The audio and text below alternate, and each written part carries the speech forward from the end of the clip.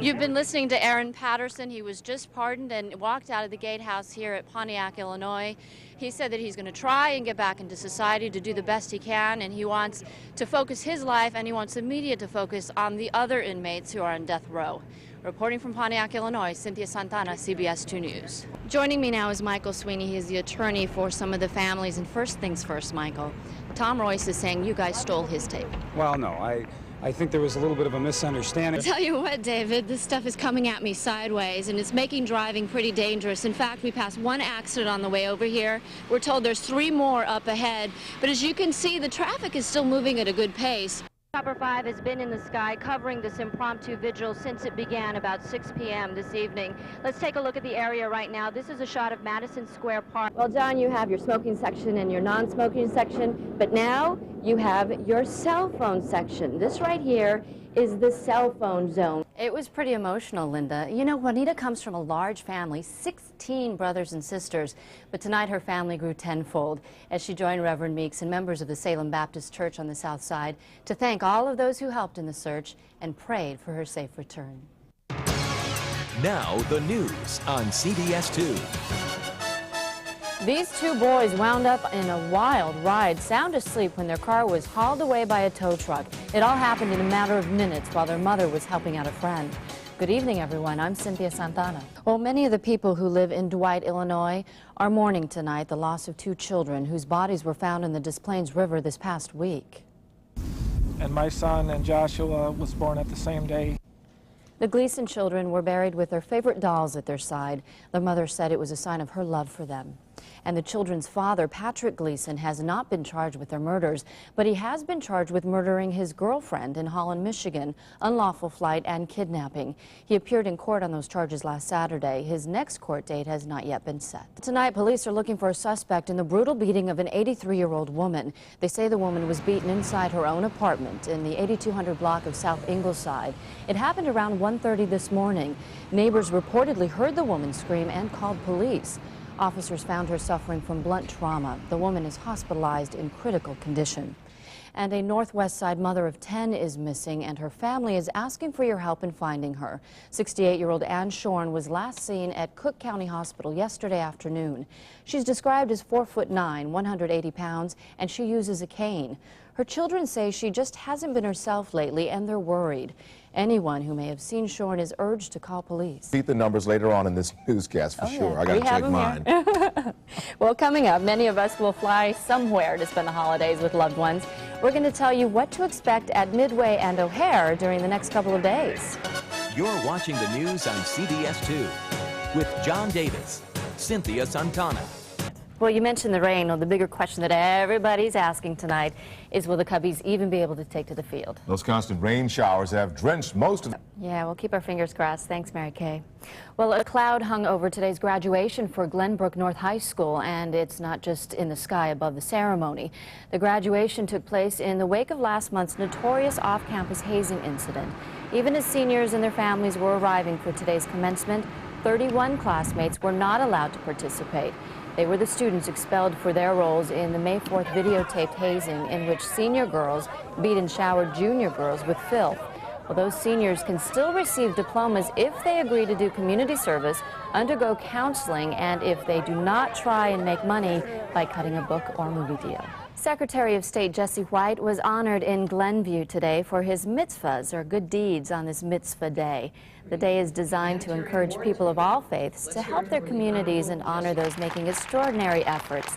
This morning, Jesse White was recognized for founding the internationally known Jesse White tumbling team back in 1959. It's still tumbling strong today, as you can see here. White was honored for helping upwards of 7,500 inner-city youth realize their potential through his tumbling program, and we're happy to say that CBS is a proud sponsor of the team. And that's how Jesse keeps his great physique, firm yes. figure. Well, Tracy, as you said, we're still waiting for Aaron Patterson to walk out of the gatehouse. As for Madison Hobley, his wife was the first to arrive, and they walked out hand in hand just after 3 o'clock. His sister and his attorney arrived just moments ago, and they say this is all hard to believe.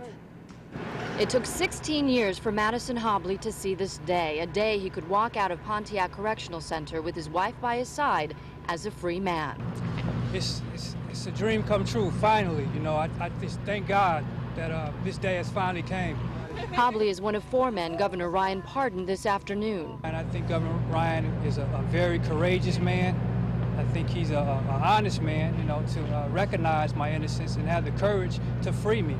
Hobley is part of the Chicago 10, allegedly beaten into falsely confessing to the deaths of 7 people, including his wife and infant son, in an apartment fire. To witness a fire, you know, and then be accused of it and learn that my wife and child died, and then have to take a beating, you know, the rest of the day, just taking a beating, being smothered and kicked, and it just it's something that I'll never forget.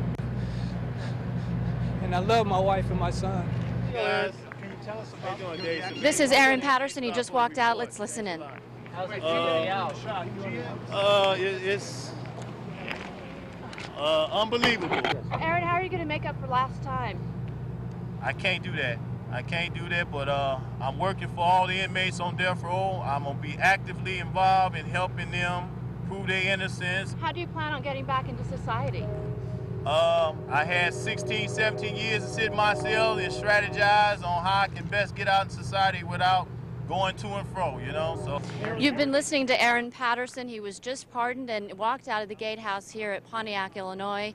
He said that he's going to try and get back into society to do the best he can, and he wants to focus his life, and he wants the media to focus on the other inmates who are on death row. Reporting from Pontiac, Illinois, Cynthia Santana, CBS 2 News.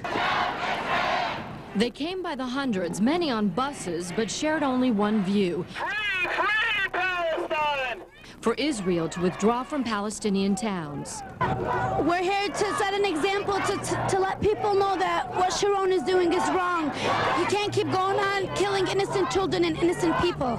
The 350 Palestinians outnumbered the 150 Israeli backers at a counter rally across Michigan Avenue.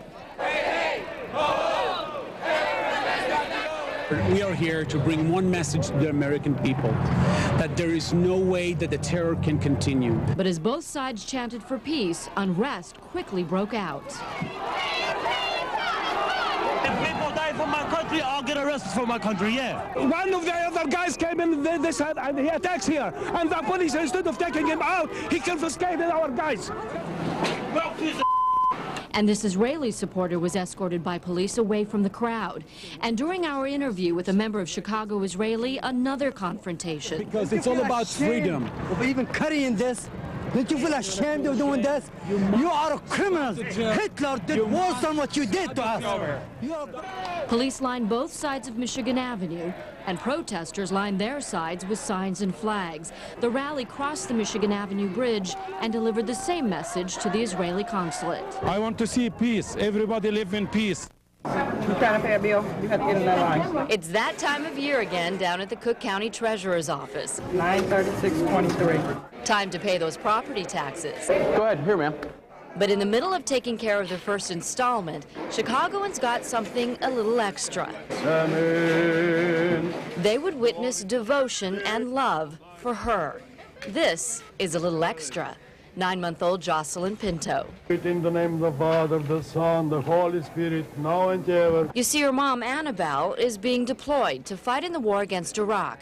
The Marine Lance Corporal leaves tomorrow for a whole year. The baptism was supposed to be in May, but my husband and the godmother rushed everything out. With help from Cook County Treasurer Maria Pappas, who is also her husband's boss and one of the baby's godmothers, the Pintos baptized Jocelyn here, in the middle of it all, and the same place the couple got married last March. And while Jocelyn wasn't too happy about the baptism, or will even remember this moment for that matter, it will help her mother while she's away, and her father while he's at home. Congratulations. It was really important because at least I know my daughter is going to be baptized before I left, and she will be in the good hands with my parents and my husband. God bless her. God bless all of you. Cynthia Santana, CBS 2 News.